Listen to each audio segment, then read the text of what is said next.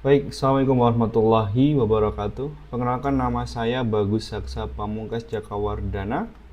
Di sini saya dari kelas IF 801, yang mana saya akan mempresentasikan berkaitan dengan tugas UAS dari mata kuliah Sistem Multimedia, yang mana saya mengambil judul sebuah makalah yaitu Studi Kasus Edukasi Berbasis Video Animasi dan Strategi Penyampaian Informasi dalam channel YouTube Kok Bisa.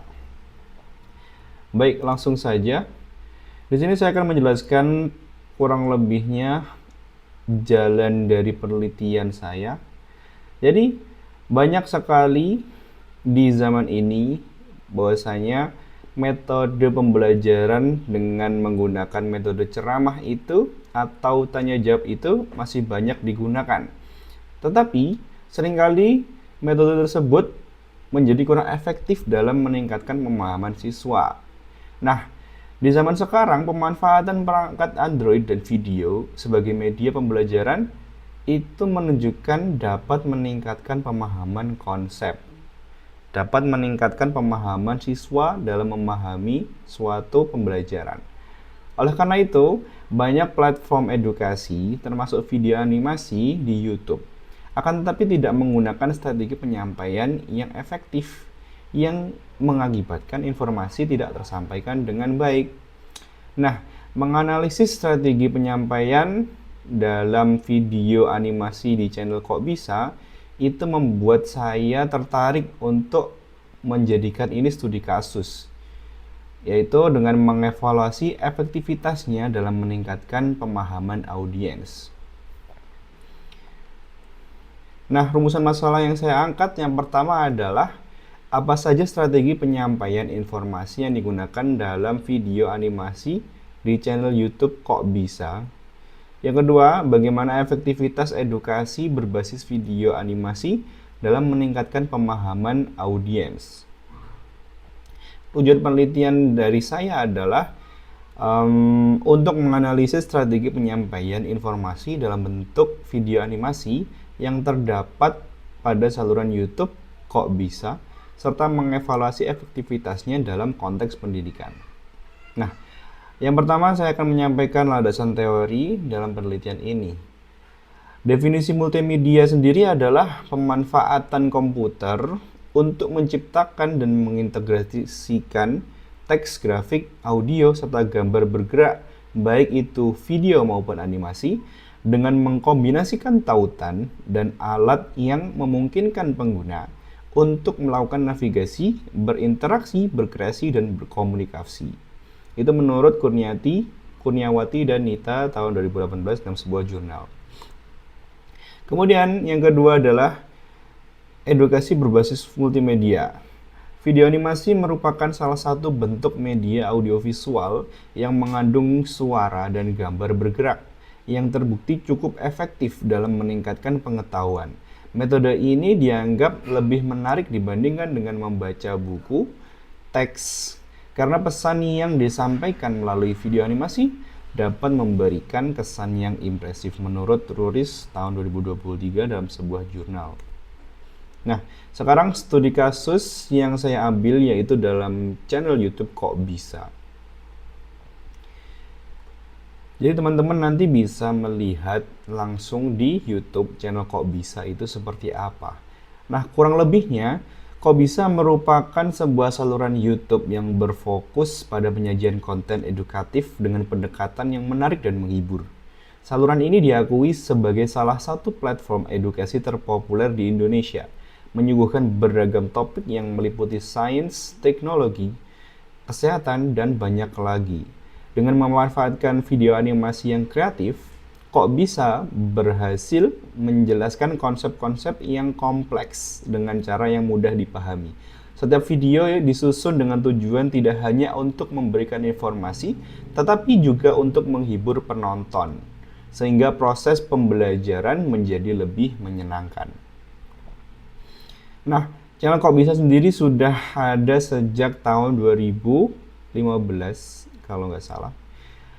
Nah, di situ mulai dari tahun itu sampai sekarang channel Kok Bisa sudah mendapatkan lebih dari 4 juta subscriber. Terakhir saya cek yaitu 5,7 juta subscriber. Dengan memiliki lebih 800.000 Instagram follower dan 10 juta viewer setiap bulannya dan 30.000 lebih Twitter followers dan 650 juta lebih total viewer dalam YouTube-nya dan 50.000 lebih dari follower TikTok-nya. Luar biasa sekali ya. Dan channel YouTube Kok Bisa juga sudah mendapatkan banyak penghargaan dari platform ternama seperti Google, YouTube, dan lain sebagainya, bisa dicek di dalam tampilan slide. Dan juga channel YouTube Kok Bisa juga sudah lebih dipercaya 200 lebih lembaga pemerintahan, brand, dan organisasi non-profit dari berbagai macam bidang untuk membahas berbagai macam isu dan topik seperti Telkom Indonesia, DBS Foundation, Google, Gojek, Tokopedia, Citylink, Mandiri, Genius, BNI, dan lain sebagainya. Nah, bisa kita lihat grafik dari subscriber dan viewers pekanan dari channel YouTube Kok Bisa. Di sini saya mengambil data dari bulan Maret tanggal 24 sampai bulan Maret 2024 sampai Januari 2025. Bisa kita lihat subscriber pekanan yang meningkat secara signifikan mulai dari sekitaran 4.500 subscriber menjadi 5.500.000 lebih subscriber. Kemudian dari total viewersnya pekanan dari bulan Maret sampai Januari itu meningkat signifikan dari 1 juta viewers menjadi 1.200.000 lebih. Kemudian di sini adalah grafik bulanan. Grafik bulanan di sini menunjukkan subscriber dari bulan Mei sampai Januari itu meningkat sangat pesat ya, dan bulanan dari viewersnya juga meningkat sangat pesat. Bisa kita lihat dalam grafiknya. Nah, estimasi pendapatan setelah kami hitung melalui sumber terpercaya dan sumber YouTube Analytics seperti banyak sekali macamnya, kurang lebih estimasi pendapatan tahunan berkisaran antara 34,3 ribu US dollar hingga 548,3 ribu US dollar, setara 47.413.500 rupiah hingga 8.966.786.500 rupiah. Itu pendapatan tahunan yang sebesar itu, luar biasa.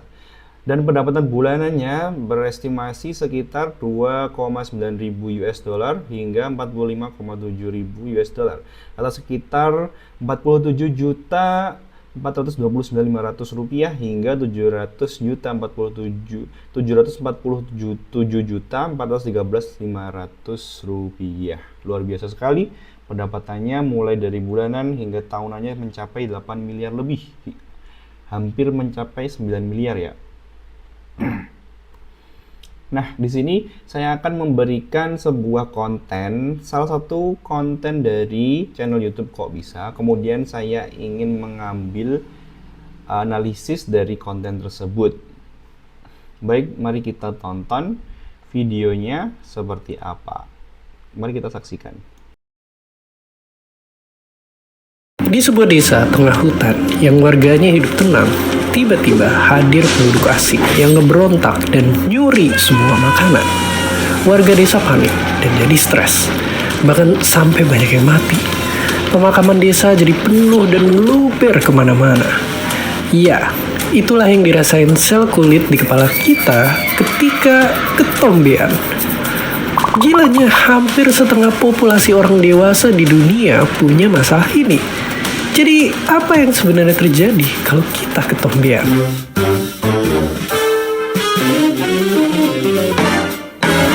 Oke, ternyata kulit kepala kita itu isinya bukan cuma rambut. Di dalamnya ada macam-macam penghuni yang hidup sejahtera gara-gara minyak yang diproduksi kulit kepala kita. Ada penduduk asli desa kulit kepala, sang pribumi yang punya siklus hidup teratur. Sayang mereka ada juga para pendatang. Ada yang baik, ada juga yang suka ngajak ribut. Bahkan ada jamur pencuri yang bikin banyak penduduk asli mati. Dialah Malassezia, tersangka utama penyebab ketombe di kepala. Tapi kenapa bisa? Jadi gini, sama kayak banyak penduduk lain, si Malassezia itu doyan banget makanin minyak kulit kepala. Tapi masalahnya mereka itu bisa ngubah minyak jadi zat beracun yang nggak disukain sama penduduk asli. Para pribumi jadi sakit dan cepat meninggal. Tapi karena banyak banget yang mati, sisa mayatnya numpuk di kepala. Inilah wujud ketombe sebenarnya. Tumpukan sel kulit kepala yang udah mati. Dan ternyata nggak cuma di kulit kepala, si jamur pencuri ini ada di mana-mana, mulai dari wajah sampai ketiak. Mirip-mirip sama para oknum yang suka nyuri-nyuri harta negara. Di sanalah mereka juga bisa bikin masalah, kulit merah dan gatal-gatal. Tapi sebenarnya kalau jumlahnya nggak kebanyakan, mereka itu nggak bahaya. Mereka bahkan bisa ngelindungin kulit biar nggak diserang makhluk asing lain yang lebih mengancam. Tapi kalau gitu, apa yang bikin populasi Malassezia ini meledak? Jawabannya, minyak. Ya, nggak di dunia kulit kepala, nggak di dunia nyata, minyak emang selalu bikin gara-gara. Oke, gini, kalau kulit kepala kita minyakan, Malassezia bakal makin rakus dan jumlahnya jadi makin banyak.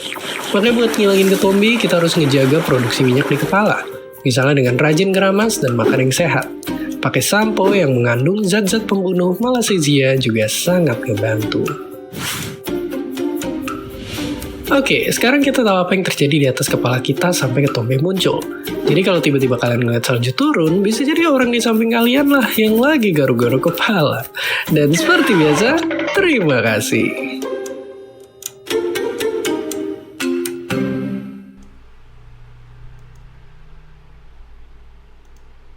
Mohon maaf. Nah, bisa kita lihat begitu menarik sekali video dari channel YouTube Kok Bisa ini, dan masih banyak lagi video yang seperti ini.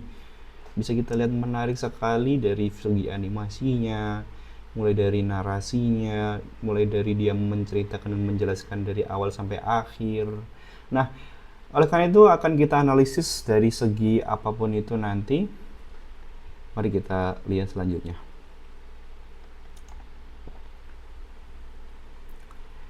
Baik, di sini saya akan membagi beberapa analisis, mulai dari analisis edukasi konten dan seterusnya. Yang mana analisis ini adalah menganalisis dari video yang sudah kita saksikan tadi. Baik, analisis nilai edukasi konten. Nah, video ini membahas tentang fenomena ketombe yang sering terjadi pada kulit kepala manusia, menggambarkan situasi di sebuah desa yang damai yang tiba-tiba diserang oleh pendatang asing. Video ini menggunakan analogi untuk menjelaskan bagaimana ketombe itu muncul di kulit kepala kita. Dikatakan bahwa kulit kepala bukan hanya tempat tumbuhnya rambut, tetapi juga dihuni oleh berbagai mikroorganisme, termasuk jamur Malassezia yang berbahaya. Jamur ini memanfaatkan minyak yang diproduksi oleh kulit kepala, tetapi ketika jumlahnya meningkat, mereka dapat menyebabkan kerusakan pada sel-sel kulit kepala yang pada akhirnya menghasilkan ketombe. Video ini juga memberikan tips sederhana untuk mengurangi produksi minyak di kulit kepala, seperti menjaga kebersihan dan menjaga pola makanan yang sehat. Yang kedua, analisis dari visual kontennya. Yang pertama, kualitas animasi dari video ini memiliki kualitas yang sangat tinggi dengan desain yang menarik dan warna yang cerah yang mendukung tema edukatif dan menyenangkan sekali. Visual ini mampu menarik perhatian penonton dan menjaga keterlibatan mereka sepanjang video. Mungkin dari anak kecil mau sampai dewasa sampai tua pun ketika melihat video seperti itu pasti akan menarik dan tidak akan lengah sedikit pun. Saya saja yang tua seperti ini sangat tertarik dengan video-video tersebut dengan animasi-animasi yang menarik dan unik dan lucu kadang. Yang kedua, grafik dan diagram. Video ini efektif menggunakan grafik dan diagram untuk menjelaskan konsep ketombe dan faktor-faktor yang mempengaruhinya. Penggunaan visual ini membantu audiens memahami informasi yang kompleks dan lebih mudah cepat, serta memberikan konteks yang jelas. Yang ketiga, transisi dan efek. Transisi antara segmen dilakukan dengan halus sehingga menciptakan alur yang menyenangkan. Efek visual digunakan untuk menekankan poin penting, seperti saat menjelaskan jamur Malassezia yang memperkuat pesan visual dan membuat informasi lebih mudah diingat. Yang ketiga, yaitu analisis penggunaan narasinya. Yang pertama, kejelasan suara narator. Narator berbicara dengan jelas, dengan intonasi yang bervariasi sehingga menarik perhatian audiens. Penggunaan bahasa yang sehari-hari membuat informasi lebih mudah dipahami oleh berbagai kalangan. Bisa kita lihat tadi videonya, kadang membahas serius, kadang juga diselewengkan dengan lawakan-lawakan dengan pemerintahan. Nah, itu yang membuat video ini sangat menarik. Yang kedua, struktur narasi. Narasi memiliki struktur yang baik. Dimulai dengan pengantar yang menggugah rasa ingin tahu, seperti tadi narasi dari penduduk pribumi, kemudian kedatangan dari orang asing seperti virus Malassezia. Dimulai dengan pengantar yang menggugah rasa ingin tahu, kemudian diikuti oleh inti yang informatif dan ditutup dengan kesimpulan yang jelas. Ini membantu penonton mengikuti alur cerita dengan lancar dan memahami inti dari pesan yang disampaikan. Kemudian penggunaan bahasa yang digunakan sangat sesuai dengan audiens target.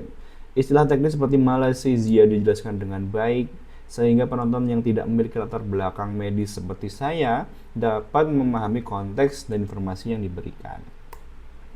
Kemudian analisis interaksi dengan audiens.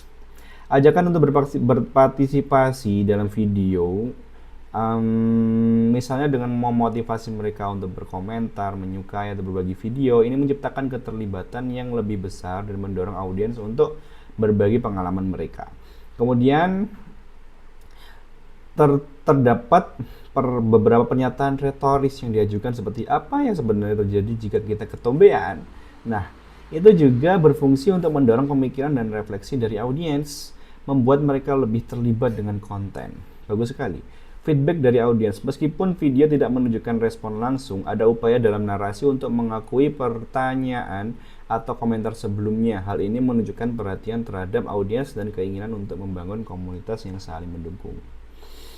Nah, kemudian sekarang masuk ke dalam hasil dan pembahasan dari rumusan masalah. Di sini kita akan menjawab dari dua rumusan masalah yang tadi sudah kita sampaikan di awal.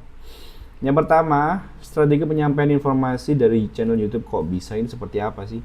Yang pertama, penggunaan elemen visual yang menarik. Animasi yang cerah dan dinamis memudahkan pemirsa untuk mengikuti alur cerita serta mempertahankan perhatian mereka. Yang kedua, narasi yang jelas dan komunikatif. Narator menggunakan bahasa yang sederhana serta contoh yang relevan sehingga informasi yang kompleks dapat dipahami dengan mudah. Yang ketiga, penggunaan analogi dan metafora. Metode ini membantu dalam menjelaskan konsep ilmiah dengan cara yang mudah dipahami dan relatable, seperti perbandingan antara fenomena alam dan berbagai aspek kehidupan sehari-hari seperti pemerintah tadi. Kemudian interaksi dengan audiens. Video seringkali mencakup pertanyaan retoris dan ajakan untuk berdiskusi yang mendorong audiens untuk berpikir kritis dan terlibat secara aktif dengan konten yang disajikan. Yang kelima, penggunaan grafik dan diagram dalam video membantu menyajikan data dan informasi serta secara visual sehingga memudahkan pemahaman. Yang keenam, struktur narasi yang terorganisasi dengan baik, dimulai dengan pengantar yang menarik, diikuti oleh isi yang informatif, dan diakhiri dengan kesimpulan yang jelas, membantu penonton mengikuti alur cerita dengan lebih mudah. Nah, itu tadi menjawab dari rumusan masalah yang pertama. Sekarang masuk ke dalam menjawab rumusan masalah yang kedua, yaitu bagaimana efektivitas edukasi berbasis video animasi dalam meningkatkan pemahaman audiens. Yang pertama adalah visualisasi informasi memainkan peranan yang sangat penting. Animasi memfasilitasi penyampaian konsep-konsep yang kompleks menjadi lebih sederhana dan mudah dipahami. Ingat, melalui gambar yang dinamis dan ilustrasi yang jelas, audiens dapat mengamati bagaimana suatu fenomena berfungsi, yang seringkali lebih efektif dibandingkan dengan penjelasan verbal atau teks mata. Yang kedua, pengulangan dan penekanan informasi dalam video berkontribusi terhadap penguatan memori audiens. Dengan menyajikan konsep yang sama, Melalui berbagai cara, baik melalui narasi, visual, maupun teks, penonton dapat lebih mudah mengingat informasi yang disampaikan. Yang ketiga, penggunaan elemen emosional dalam video, seperti humor atau cerita yang mengharukan, menciptakan ikatan yang lebih kuat antara konten dengan audiens. Ketika penonton terhubung secara emosional, mereka cenderung lebih tertarik dan lebih mudah mengingat informasi yang disampaikan. Yang keempat, aksesibilitas video juga merupakan faktor yang sangat penting. Penonton dapat mengakses konten kapan saja, di mana saja, dan gratis, memungkinkan mereka untuk belajar sesuai dengan kenyamanan masing-masing. Hal ini juga memberikan kesempatan bagi audiens untuk menonton ulang bagian-bagian yang sudah dipahami, sehingga meningkatkan pemahaman mereka secara keseluruhan. Kemudian interaksi yang ditawarkan dalam video seperti pertanyaan retoris dan ajakan untuk berdiskusi mendorong audiens untuk berpikir kritis dan secara aktif terlibat dengan materi. Ini menciptakan lingkungan belajar yang lebih dinamis, di mana audiens merasa dihargai dan termotivasi untuk menjelajahi lebih jauh konsep yang dibahas. Kesimpulan dari seluruh pembahasan yang sudah kita bahas, berdasarkan analisis yang telah dilakukan, dapat disimpulkan bahwasanya video animasi yang terdapat di dalam channel YouTube Kok Bisa dengan menerapkan berbagai strategi penyampaian yang efektif, meliputi visual yang menarik, narasi, interaksi dengan audiens, dengan humor-humornya. Nah, dengan penerapan strategi-strategi ini tidak hanya menjadikan konten lebih menarik, tetapi juga berkontribusi terhadap peningkatan pemahaman audiens terhadap materi yang disampaikan. Nah, selain itu, edukasi yang berbasis video animasi terbukti efektif dalam meningkatkan pemahaman audiens, dikarenakan informasi disajikan dengan cara yang mudah dipahami dan menyenangkan. Oleh karena itu, tujuan dari penulisan ini yaitu menganalisis strategi penyampaian informasi dan mengevaluasi efektivitasnya dalam konten pendidikan telah tercapai. Hal ini menunjukkan bahwa video animasi di channel Kok Bisa dapat berfungsi sebagai alat yang bermanfaat dalam proses pembelajaran. Saran dari saya sebagai penulis untuk selanjutnya atau berkaitan dengan beberapa hal. Yang pertama, pengembangan konten interaktif disarankan agar saluran Kok Bisa mengembangkan konten yang lebih interaktif seperti misalnya di akhir video diadakan kuis atau jejak pendapat atau polling pendapat di akhir video. Nah, ini berfungsi guna meningkatkan keterlibatan audiens dan memperkuat pemahaman terhadap materi. Nah, ini bagus nih. Seperti di kampus kita, setiap pekannya ada kuis untuk meningkatkan pemahaman.